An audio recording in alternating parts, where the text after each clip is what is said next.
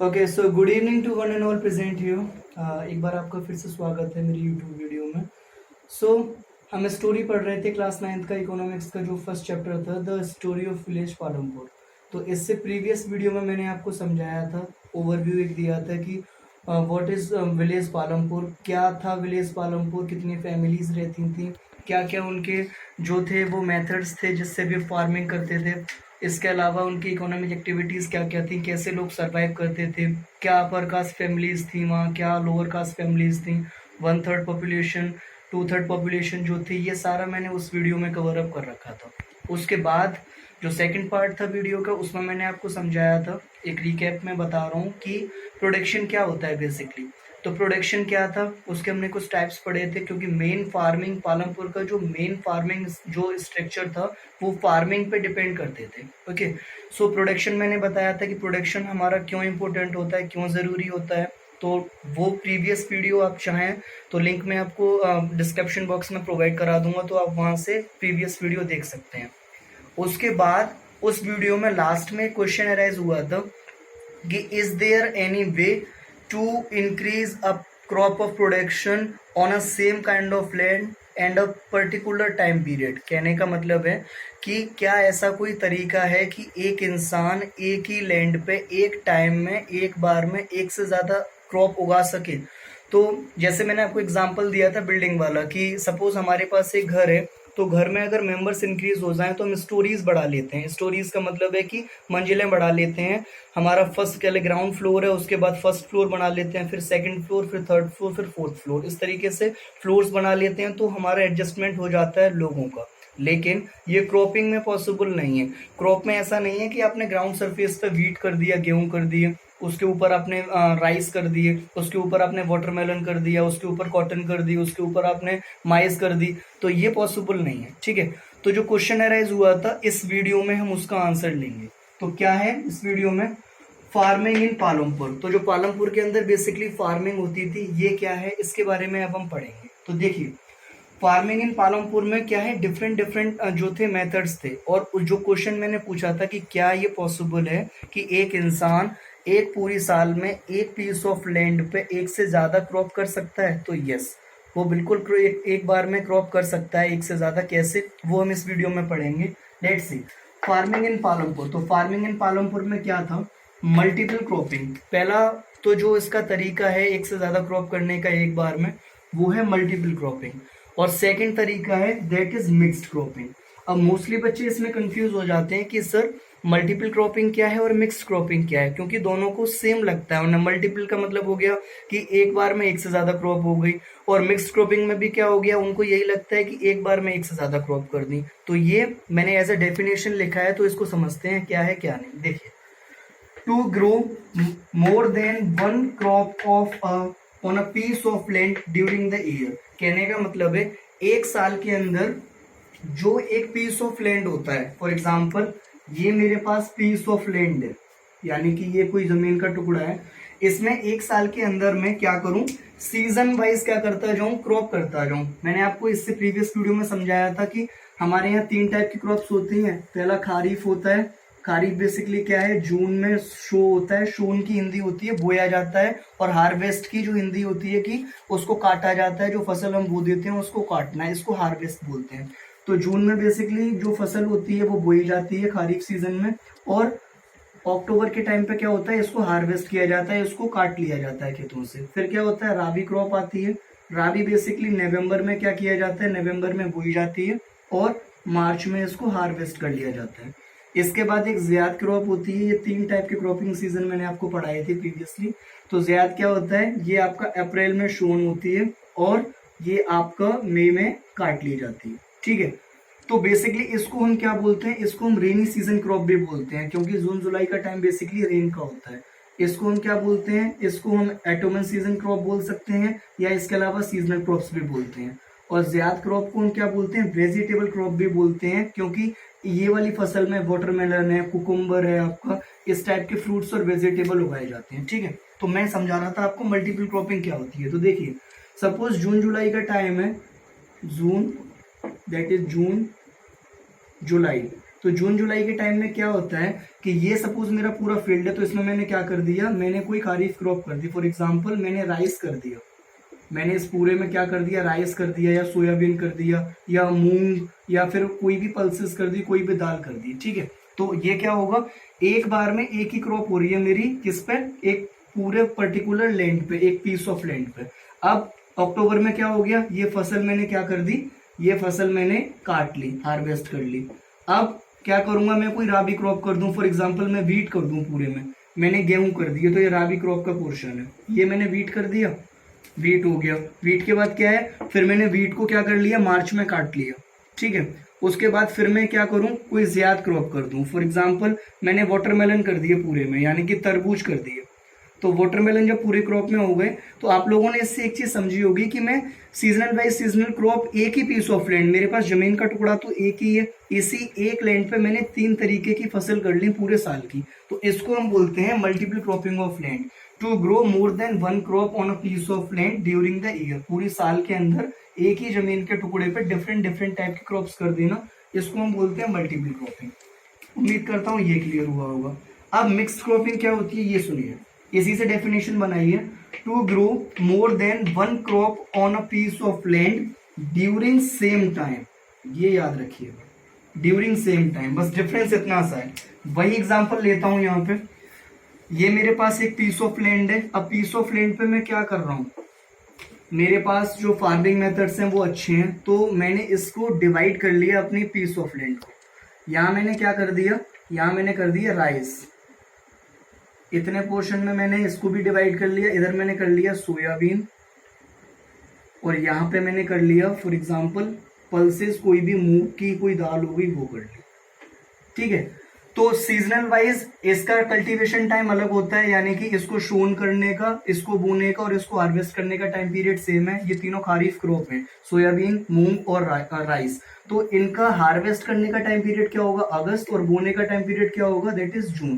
तो एक बार में देखिए कि 3 टाइप की जो क्रॉपिंग है वो हो रही है हमारी सेम। अगर राबी की मैं कोई 3 एग्जांपल ले लूं, जिसमें एक ही पीस ऑफ लैंड को मैं डिवाइड कर दूं 3 जगह, 4 जगह, 2 जगह, तो एक बार में एक से ज्यादा फसल क्या हो रही है, सेम टाइम पे हो रही है। इसको हम बोलेंगे मिक्स्ड क्रॉपिंग।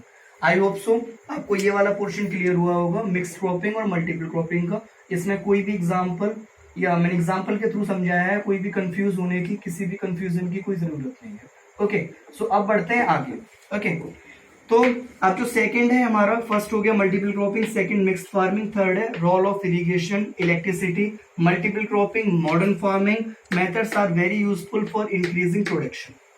अब देखिए ये सारी चीजें हम कर क्यों रहे हैं, हम अपना एक प्रोडक्शन बढ़ाने के लिए ही तो कर रहे हैं। और ये एक्टिविटीज सारी कहाँ हो रही हैं, ये विलेज पालमपुर के अंदर हो रही हैं, जो पालमपुर गाँव था उसमें। रोल ऑफ इरिगेशन, ये अंडरलाइन मैंने क्यों की है, इसको समझने का, इसको अंडरलाइन करने का एक क्या है पर्पस है। देखिए रोल ऑफ इरिगेशन, इलेक्ट्रिसिटी, ये दोनों एक दूसरे से क्या है, इंटरलिंक है। इंटरलिंक का मतलब हो गया एक दूसरे से कनेक्टेड है। ये है क्या, ये समझाता हूँ। रोल ऑफ इरिगेशन, इरिगेशन की हिंदी होती है सिंचाई, यानी खेतों में पानी देना। तो खेतों में पानी देना एक बहुत ही इंपॉर्टेंट टर्म है किसी भी क्रॉप को जल्दी ग्रो करने के लिए, उगाने के लिए, एक अच्छा न्यूट्रिशन प्रोवाइड कराने के लिए। जैसे हमें खाना खाने के बाद पानी की जरूरत होती है, वैसे ही खेतों को भी क्या है, पानी की बहुत ज्यादा इंपॉर्टेंस होती है। आप अभी 9th में बेसिकली, तो ये सेक्शन आपको क्लियर होगा कि इरिगेशन क्यों जरूरी होता है क्रॉप्स के लिए। इतना क्लियर है। तो इरिगेशन यानी सिंचाई की मदद से, इलेक्ट्रिसिटी बिजली की मदद से, मल्टीपल क्रॉपिंग जो मैंने आपको पहले समझाया है अभी ये, और मॉडर्न फार्मिंग, ये मेथड मैं आपको थोड़ी देर में डिस्कस करूंगा। मॉडर्न फार्मिंग, ये कुछ मेथड्स ऐसे हैं जिनसे हम क्या कर सकते हैं, अपने प्रोडक्शन को, अपनी खेती को बढ़ा सकते हैं। ठीक है, कैसे।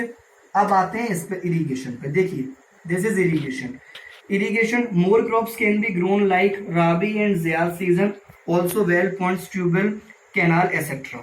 देखिए 3 टाइप के सीजन मैंने बताए थे। फर्स्ट हमारा जो होता है दैट इज खारीफ। तो खारीफ कब होता है, जून टू अक्टूबर। उस टाइम पे क्या होता है, मॉनसून आते हैं, यानी कि वो रेनी सीजन होता है, बारिश का।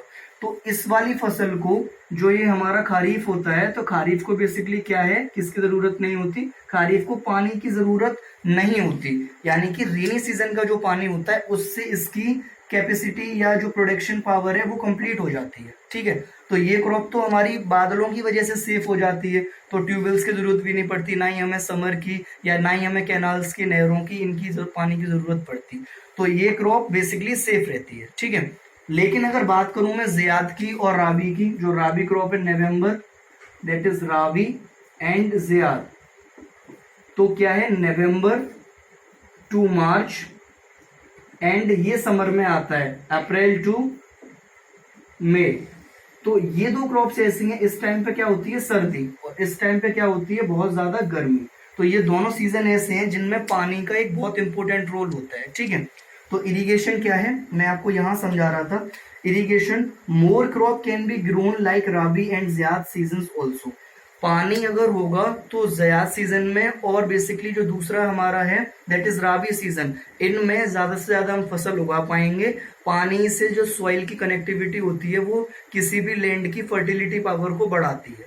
ठीक है, अब इसमें क्या है, ऑल्सो वेल्स यानी कुआं, ट्यूबवेल्स जो समर या बेसिकली जो ट्यूबवेल्स लगे होते हैं कहाँ पे, खेतों के अंदर, वो पॉन्ड्स यानी कि कुएं, कैनाल्स जो बड़ी बड़ी नहरें होती हैं बेसिकली जो एक खेत के किनारे से निकली हुई होती हैं, आपने मोस्टली देखा होगा। तो कुछ फार्मर्स उन कैनाल्स को काट के अपने खेत की तरफ मोड़ लेते हैं फॉर दैट पर्टिकुलर इरिगेशन, यानी कि सिंचाई के लिए। इतना क्लियर है? अब बढ़ते हैं आगे। ये प्लस का सिंबल ध्यान रखिएगा जो मैंने लगाया है, प्लस इसमें क्या और ऐड कर दिया जाए प्रोडक्शन को बढ़ाने के लिए, that is irrigation, sorry that is electricity.